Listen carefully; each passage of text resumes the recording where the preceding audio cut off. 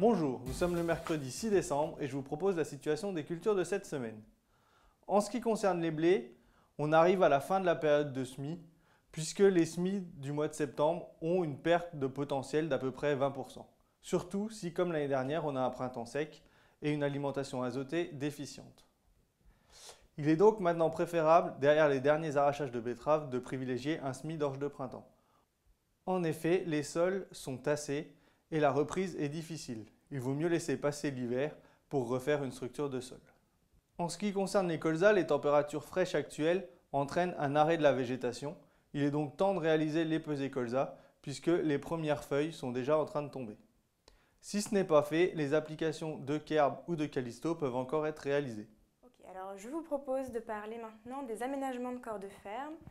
La dalle, le local phyto ou les dispositifs de traitement des effluents sont des aménagements qui sont conséquents en taille ainsi qu'en coût et qui nécessitent donc d'être bien pensés dès leur conception. Lors de la réalisation de tels projets, il est tout d'abord important de penser à son aménagement dans sa globalité et à intégrer dans sa réflexion tous les éléments de son corps de ferme, local phyto, stockage d'engrais, d'hydrocarbures, etc. La construction, si besoin est, doit s'intégrer dans l'existant en tenant compte du rôle que vous souhaitez donner à votre dalle, qu'elle soit spécifique au pulvérisateur ou polyvalente pour le lavage d'autres matériels. L'emplacement choisi doit prioritairement être accessible, tout le matériel doit pouvoir y accéder facilement. Dans la mesure du possible, l'agencement des aménagements doit permettre d'assurer une bonne accessibilité à chacun des éléments et une libre circulation. Si vous souhaitez intégrer des cuves de stockage pour fioul ou azote, la place doit être suffisante pour les camions de livraison par exemple. L'idée est de penser votre agencement de manière à améliorer la qualité de travail et garantir une sécurité et confort aux usagers. L'emplacement doit aussi tenir compte des pentes qui déterminent les axes d'écoulement des eaux. Votre aire qui sera étanche doit permettre l'évacuation notamment des eaux de pluie.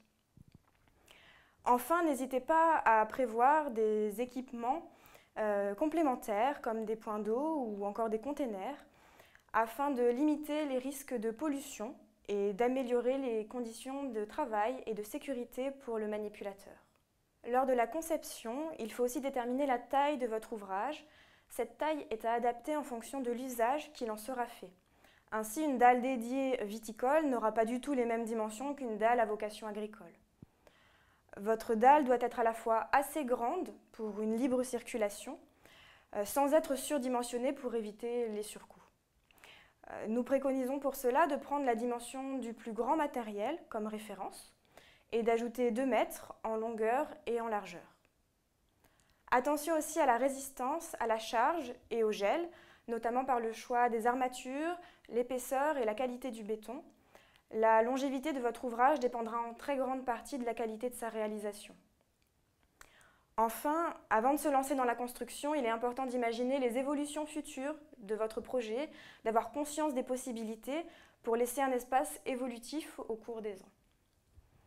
L'essentiel est de faire au mieux en ayant en tête les contraintes existantes, ne pas vouloir tout laisser ou forcément tout bouger, mais de rester fonctionnel en concentrant judicieusement les différents postes les uns par rapport aux autres. Si vous souhaitez être accompagné dans la réalisation ou dans la conception de vos projets, vous pouvez faire appel au conseiller de la Chambre d'agriculture de l'Aisne. Merci de nous avoir suivis, bonne semaine et à la semaine prochaine.